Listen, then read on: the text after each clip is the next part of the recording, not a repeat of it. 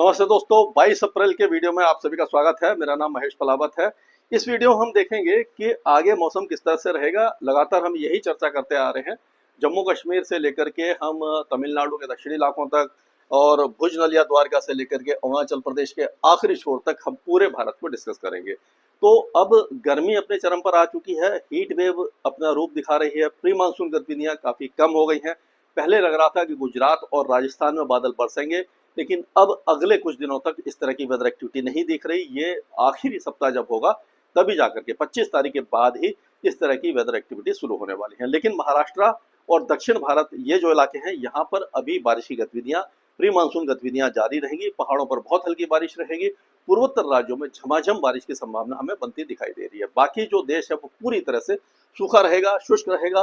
Western disturbance है, कमजोर है। इसके पीछे 23 तारीख ये वो एक और वेस्टर्न डिस्टर्बेंस आ रहा है जो 23 तारीख को यहाँ पर पहुंचेगा। अगर उसको कहें तो ये जो पहुंचेगा तो इसका असर थोड़ा सा ज्यादा दिखाई देगा। तो ये 23 से लेकर के 25 के बीच में जो पहाड़ों पर थोड़ा सा वेदर एक्टिविटी बढ़ने वाली है।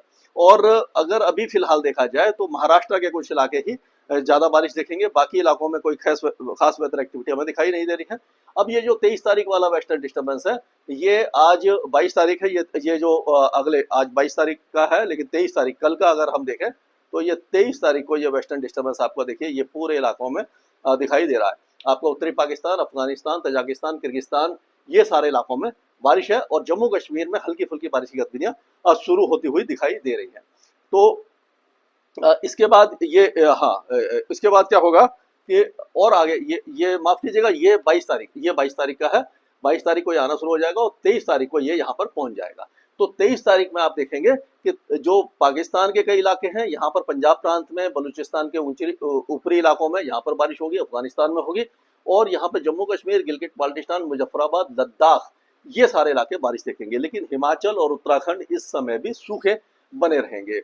और अगर आज की बात करें तो ये महाराष्ट्र के कुछ इलाकों में हल्की बारिश है और कल भी यहाँ पर मुंबई के साउथ में ही बारिश की गतिविधियां रहेंगी। तेलंगाना वगैरह में थोड़ी सी बढ़ जाएगी। पूर्वोत्तर राज्यों में बारिश की गतिविधियां जारी रहने वाली हैं। अगर हम बात करें तो आज यहाँ पर कोई वेदर एक्टिविटी नहीं है पहाड़ों में, लेकिन कल से हमें लग रहा है कि बारिश की गतिविधियां कुपवारा, मुजफ्फराबाद, बारामुल्ला, गंदरबल, श्रीनगर, बदगाम, शोपियां, किश्तवाड़, रामबन, यानी सारे इलाके में शुरू हो जाएंगी। जम्मू और जो कठुआ है वहां पर चांसेस दिखाई नहीं दे रहे हैं, यानी कि चांसेस बहुत कम है। ऊपर के इलाकों में ही बारिश रहेगी। और लद्दाख के कुछ इलाकों में 23 तारीख को हल्की फुल्की बारिश की गतिविधियां आपको दिखाई दे सकती हैं। लेकिन हिमाचल प्रदेश के ज्यादातर इलाके सूखे रहेंगे। अगर बहुत ही कुछ हुआ तो थोड़ी बहुत चंबा और केलियों के ऊंचे पहाड़ों पर हल्की बारिश हो सकती है या बादल छा सकते हैं। बाकी सारे इलाके अभी फिलहाल पूरी तरह शुष्क रहेंगे। धूप निकलेगी, तेज धूप रहेगी। धर्मशाला, कांगड़ा, हमीरपुर, ऊना, शिमला, ये सारे इलाके जो हैं वो धूप में रहेंगे। और उसी तरह से उत्तराखंड में भी थोड़ी सी जो निचले इलाके हैं, जैसे कि देहरादून है, हरिद्वार है और आपका ये चंपावत है, ये सारे इलाके थोड़े गर्म रहेंगे। लेकिन जैसे जैसे आप ऊपर जाएंगे तो ठंडक बढ़ेगी, लेकिन बारिश की गतिविधियां इन इलाकों में बिल्कुल भी दिखाई नहीं दे रही है। पंजाब भी पूरी तरह शुष्क रहेगा अगले कई दिनों तक।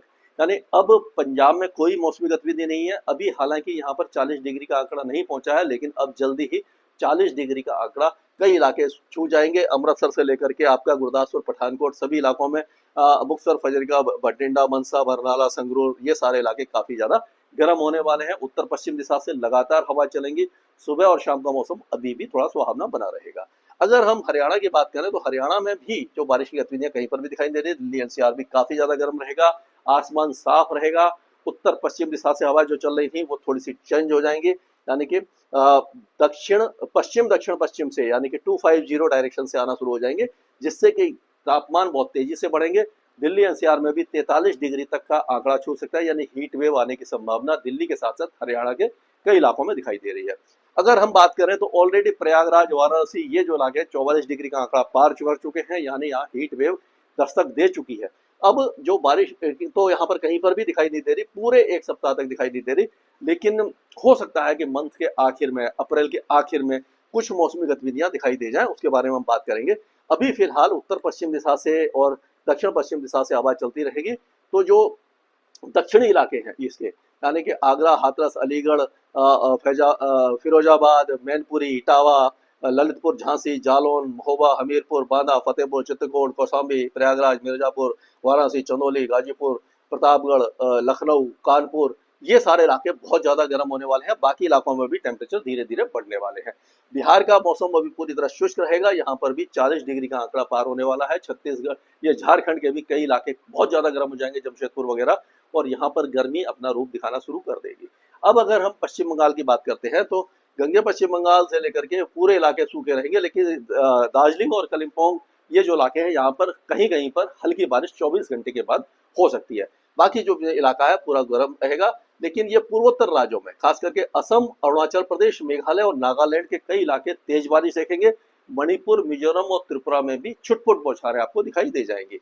अब राजस्थान में भीषण गर्मी का प्रकोप ऑलरेडी शुरू हो चुका है। जैसलमेर और उसके आसपास के इलाकों में थोड़े बहुत बादल छा सकते हैं दोपहर के बाद, बादल गरज भी सकते हैं, लेकिन बारिश की संभावना अभी फिलहाल दिखाई नहीं दे रही। आप गंगानगर, हनुमानगढ़ से लेकर के जैसलमेर, जोधपुर, बाड़मेर, जालोर, सिरोही, उदयपुर, प्रतापगढ़, चित्तौड़गढ़, राजसमंद, डूंगरपुर, बांसवाड़ा से लेकर के आप ये पूरा जो झुंझुनू, चुरू, सीकर और अलवर, जयपुर, अजमेर, टोंक, सारे इलाके सूखे रहने वाले हैं। अब अगर बात करें हम तो मध्य प्रदेश में आपने देखा होगा कि भीषण गर्मी का प्रकोप अब शुरू हो चुका है, यानी जो 44 तक टेम्परेचर जाने लगे हैं। यहाँ पर भी 43-44 टेम्परेचर आ जाएंगे। पूरा मध्य प्रदेश गर्म रहेगा। मैं एक एक जिले की बात करने की कोई फायदा नहीं है, पूरा जो मध्य प्रदेश है पूरी तरह से गर्म रहेगा। छत्तीसगढ़ में आपने देखा होगा कि ऑलरेडी दुर्ग, राजनांदगांव, ये सारे जो इलाके हैं यहाँ पर गर्मी बहुत ज्यादा तेज हो गई है, और ये पूरा इलाका यानी कि बस्तर से लेकर के कोरिया, सुरजापुर, सब बलरामपुर, सभी इलाके गर्म रहेंगे, सूखे रहेंगे। और अभी उड़ीसा में कोई वेदर एक्टिविटी नहीं है, लेकिन मंथ के एंड में उड़ीसा में अच्छी बारिश की संभावना छत्तीसगढ़ में भी और मध्य प्रदेश के पूर्वी और दक्षिणी इलाकों में भी दिखाई दे रही है, लेकिन अभी फिलहाल नहीं है। उसके बारे में डिस्कस करेंगे। तो ये पूरा जो उड़ीसा है वो बहुत ज्यादा गर्म होने वाला है, और गुजरात में जो हवाएं हैं वो दक्षिण पश्चिम से आ रही हैं, जिससे कि गर्मी बहुत ज्यादा बढ़ गई है। पहले ऐसा लग रहा था कि ये जो इलाके हैं, पूर्वी इलाके, सूरत, वलसाड़, नवसारी, ये सो इलाके, खेड़ा, आनंद, बड़ौदा, छोटा उदयपुर, इन इलाकों में बारिश होने की संभावना दिखाई दे रही थी। लेकिन अब स्थिति में बदलाव हो चुका है। यहाँ पर बारिश अभी फिलहाल अगले 3-4 दिनों तक नहीं रहेगी। मौसम काफी ज्यादा गर्म बना रहेगा। महाराष्ट्र में भी जैसे कि अकोला वगैरह में इस जगह पर थोड़ी बहुत बारिश हुई है। आज भी इस इलाके में मेघ गर्जना, गढ़चिरौली, चंद्रपुर, गोंडिया, भंडारा, यवतमाल, नांदेड़, ये जो इलाके हैं, हो सकता है एक ट्रफ इधर से आ रही है तो बादलों की गरज चमक के साथ कुछ प्री मानसून गतिविधियां हो जाएं। उसी तरह से ये अहिल्याबाई नगर, पुणे और सांगली, सतारा, बीड़, उस्मानाबाद, ये धाराशिव वगैरह, इन इलाकों में भी कुछ मौसमी गतिविधि हो सकती है। मुंबई में पहले लग रहा था, लेकिन अभी फिलहाल दिखाई नहीं दे रही। राजगढ़ और ये रायगढ़ और रत्नागिरी, सिंधुदुर्ग, यहाँ पर भी बादलों की गरज चमक हो सकती है। कोई खास वेदर एक्टिविटी दिखाई अभी फिलहाल नहीं दे रही है। 1-2 दिनों तक यानी मध्य महाराष्ट्र के दक्षिणी इलाकों में ही कुछ मौसमी गतिविधि आपको दिखाई देगी। तेलंगाना में ऐसा लग रहा है कि कल से कई इलाकों में हो सकता है कामारेड्डी, ये मलकानगिरी और मेडक, संगारेड्डी, हैदराबाद, ये सारे इलाकों में, नालगोंडा, ये सारे इलाकों में गरज चमक के साथ बौछारें हो सकती है।